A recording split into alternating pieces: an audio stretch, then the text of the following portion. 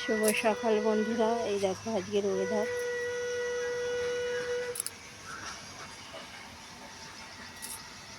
দেখো কীরকম মেঘলা।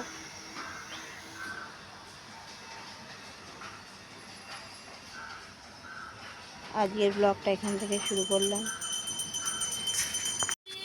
চা বসিয়ে দিয়েছি, ভাত বসিয়ে দিয়েছি, আর সংসারে আরও কত কাজ থাকে, সবের আর ভিডিও করা হয়নি। এবার রান্না করব।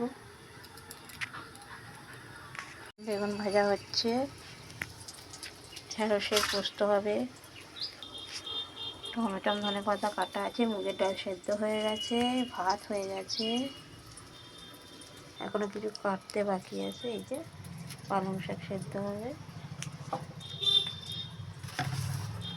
করলা আলু ডাঁটার তরকারি হবে।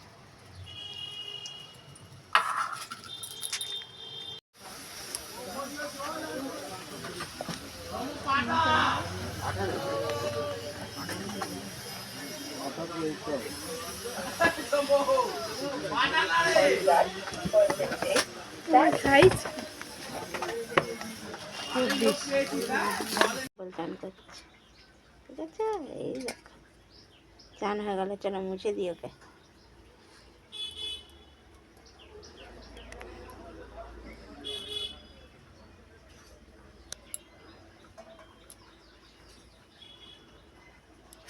এই যে কদমতলায় গেছিলাম, ওর জামা নিয়ে এসেছি।